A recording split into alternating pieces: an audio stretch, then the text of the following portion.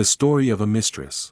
Welcome to Castable. Friends, comment what you think about this story, share your experiences, also give me like, subscribe and click on the bell for more Castable stories. So this might be an unpopular perspective, but I, 30 plus, recently shared my story as a lover with a friend of mine, who as it turned out, used to sit across the table as a betrayed spouse. According to her, it was healing to hear what I experienced. A while ago I got into an international/virtual project for work and became friends with a colleague from North America. I'm European and based in Europe. This person was super chatty, we became buddies quite quickly and matched perfectly. Same nerdy interests, passions, same weird taste in music, but also same life goals and morality, I thought. I knew he was married, which was for me the ultimate guarantee that things will stay platonic. Sure, after a few weeks I started wondering why he was texting so much. We talked about relationship issues. He told me once, he wasn't sure if his wife is the one he wanted to have kids with. His cup of tea, I thought, and kept enjoying those virtual talks. It felt like writing a journal but getting back a feedback and having a dialogue with my diary. One day then he dropped the bomb and told me he was falling in love with me. I also had developed feelings for him, my talking diary, but, immediately, begged him to talk to his wife. We had never met, we barely knew each other. He had been complaining about feeling lonely in his relationship. He was projecting his unmet needs on me, no question. So this is how it started. I told him I'd only meet him in person after he had talked to her and pushed him constantly, permanently referring to his wife, asking what she was doing while we had video calls and if he didn't feel bad about building a connection with me behind her back. Of course he felt bad, he said, but he also said that his mother and close friends were telling him to wait and first getting to know me better. So I told him, I'd only stay in touch with him if I can be sure there won't be any surprises coming up like her, being pregnant. It's one thing to be a projection surface for an unhappily married husband, but it's another thing to be the projecting surface for an unhappily married husband who is at the same time making his wife pregnant. When telling him this, he, surprise, freaked out and told me that there might be a chance of her being pregnant. He instantly promised me, not that I had asked for it, he would choose me and would ask her for an ** in case she'd be pregnant, and once she got her period he texted me, "Good news." I know, in retrospect I should have blocked his number in that moment, quit my job, changed my name and moved to the moon. But I come from a very different mindset than him. I thought, if someone has such thoughts they know at least one thing for sure, and that it is that their relationship is over. I mean, how could someone, actually not someone but some man, even think this but not take any action/consequences? To wrap things up, he talked to her after 6 weeks and then made an emotional U-turn. He claimed he was only lost and lonely and going through a tough time, and that he said things like this ** thing only out of panic and that he didn't mean it at all. The next months were terrible, we had to keep working together, but the most terrible thing for me was this ** talk.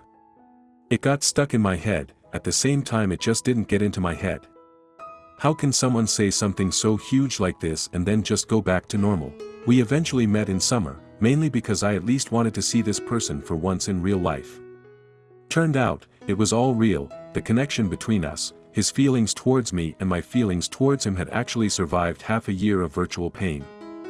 For a few days I forgot about this ** thing, or to be precisely, I told myself to forget about everything that had happened before having met him in person. But, I again told him instantly to talk to his wife. This was real now, there was no question about the fact that we had chemistry and feelings for each other. According to him, she knew we were meeting. I did believe him and do think if she knew, she had some responsibility as well. We are all grown-ups and she could have just asked him how it went when we met. But she didn't ask and he didn't tell. Their relationship survival strategy, not mine. We met several times over 1 week and he again overwhelmed me with his feelings, and I again was trying to navigate them in the correct order, end one relationship first before thinking about starting a new one. To be clear, I do believe people can get in a situation where they feel deep feelings for more than one person. But what I underestimated was that some people apparently aren't aware the load of responsibility they have when getting into such a situation. Yes, truth sometimes hurts, but doesn't it hurt more to be blindsided? I did not sleep with him, though things got physical. When he went back home he quickly made his U-turn again. By then I understood that it was gaslighting what he was doing. By then I understood where my new best friend Mr. Anxiety came from and also why I kept running into his mean buddy, the rage. I felt like I'm losing my sanity over this. All attempts of getting it back kept failing. He was blame-shifting, communicated vague, and whenever I mentioned the AITA he threatened to block me. So how did it end? Eventually I sent his wife an email and told her about the AITA and other things he said over time about her and their relationship. I'm not a good Samaritan, neither was it my cruel plan to hurt her. I just couldn't bear this load of toxic information he had left with me. I don't think she ever opened that email. Codependency can be a strong glue to long-term relationships, as I have learned at this point. I also understand now why many betrayed spouses portray the lover as toxic and manipulative, etc. In particular, an emotional delusion is nothing less than a great folly. For me, at least, that's what it was. I had to cross a major red line to regain my sanity and send a message to a woman who doesn't know me while I still know her menstrual cycle. So that's it. This is how affairs can happen. Friends, comment what you think about this story, share your experiences, also give me like, subscribe and click on the bell for more Castable stories. Personal opinions. 1. Men and women have affairs because of the rush, the fear of being found out, the sneaking around, the excitement.